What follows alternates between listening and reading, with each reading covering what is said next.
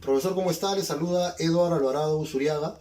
Voy a efectuar la pregunta número 1 del trabajo de campo de la semana 3, que me pide hallar la derivada direccional de esta función de tres variables en el punto P 2,01 y en la dirección del vector 1,1,2.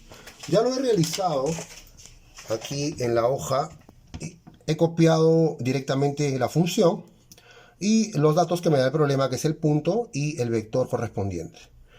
He realizado la derivada parciales de x, y z y he obtenido los resultados correspondientes, que vendría a ser 2 por x menos 1 referente a x, 4y más 1 referente a y en z 6 por z menos 2. Ahora hemos evaluado las derivadas en el punto 2,0,1, que vendría a ser x, y y z. Lo hemos reemplazado y hemos obtenido en x 2, en y 4 y en z menos 6.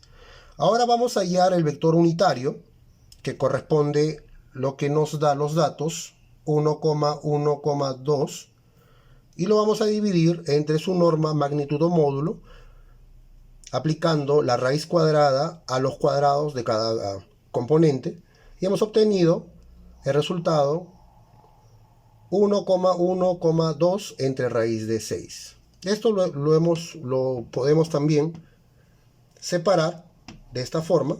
Sería 1 entre raíz de 6, 1 entre raíz de 6 y 2 entre raíz de 6.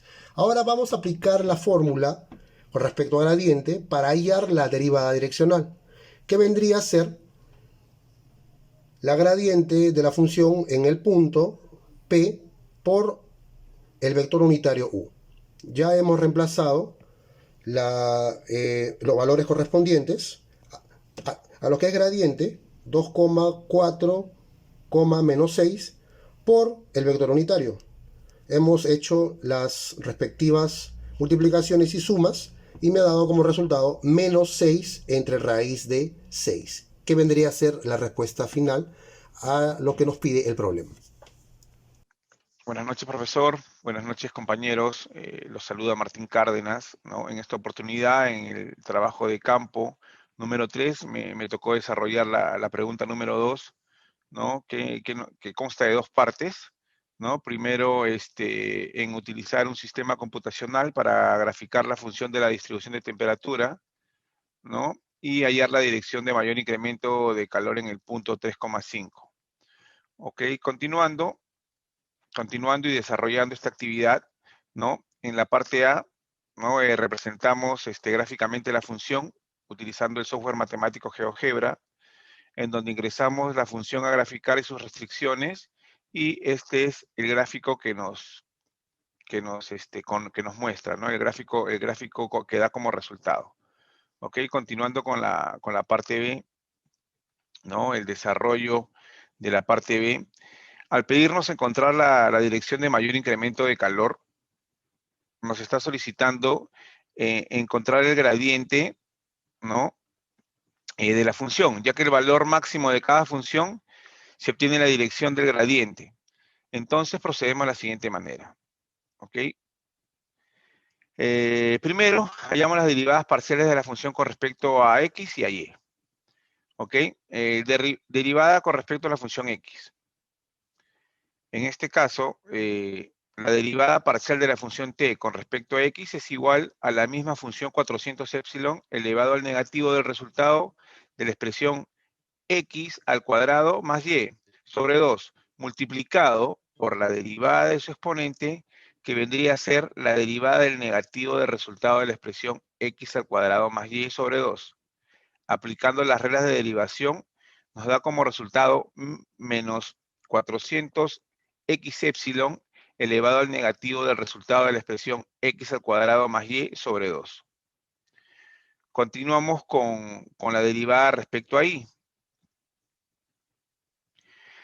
La derivada parcial de la función t con respecto a y es igual a la misma función 400 epsilon elevado al negativo del resultado de la expresión x al cuadrado más y sobre 2, multiplicado por la derivada de su exponente, que vendría a ser la derivada del negativo del resultado de la expresión x al cuadrado más y sobre 2. En este caso, aplicando las reglas de derivación, nos da como resultado menos 200 épsilon elevado al negativo del resultado de la expresión x al cuadrado más y sobre 2.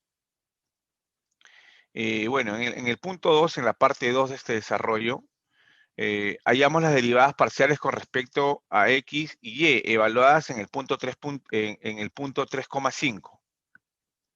¿Ok? Luego de reemplazar los valores de 3 por x y 5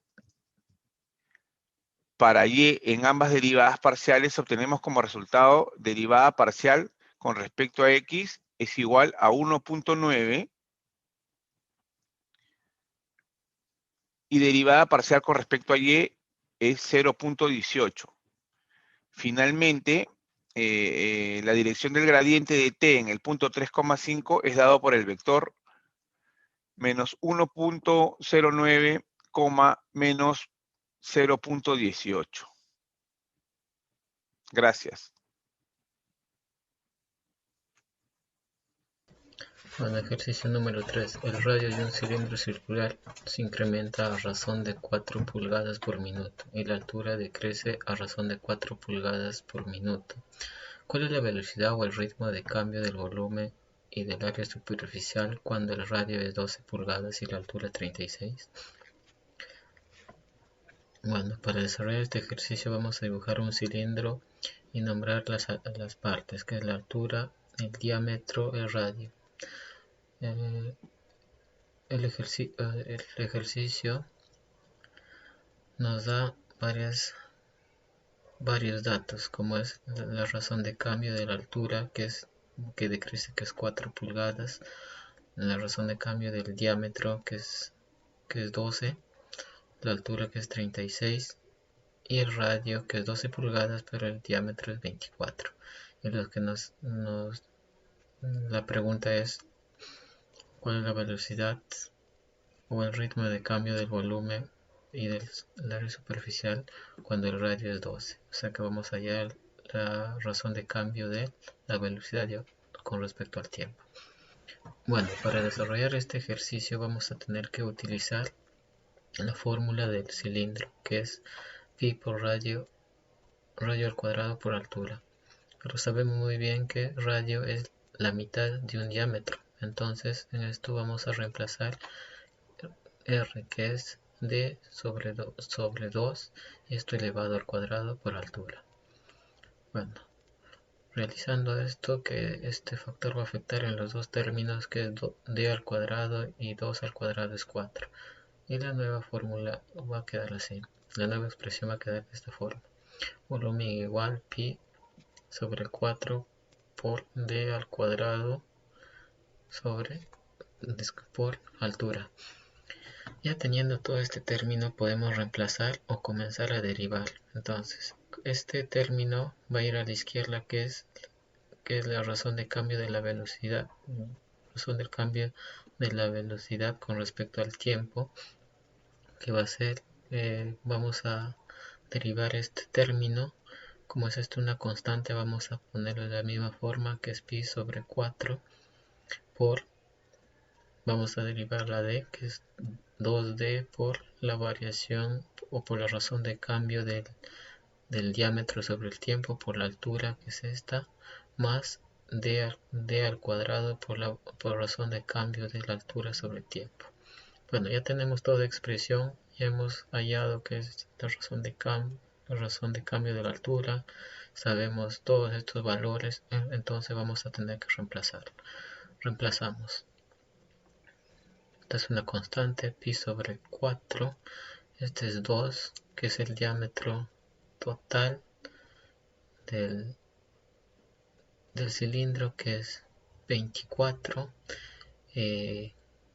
la razón de cambio del diámetro, que es 12, por la altura, que es 36, más d al cuadrado, que es el diámetro, 24 al cuadrado, por la razón de cambio de la altura sobre el tiempo.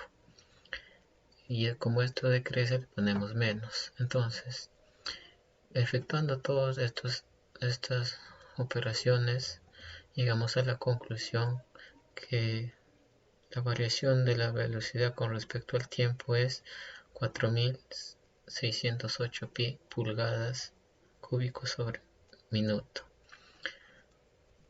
Esa es la respuesta. A mí me tocó el ejercicio número 4.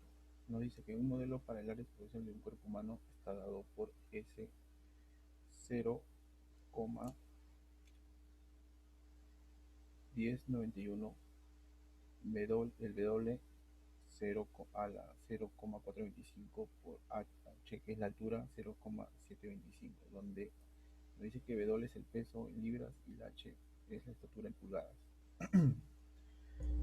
Y S se mide en pies cuadrados.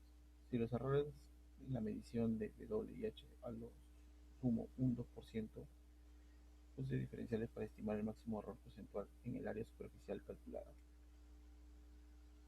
Bueno, en el ejercicio nosotros empezamos haciendo la diferenciamos ambos lados con respecto a S, ¿no?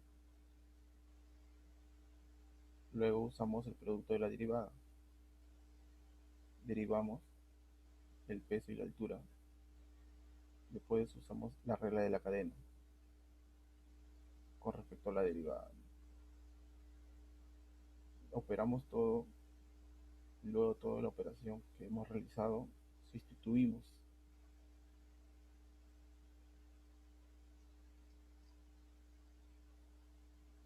en el cual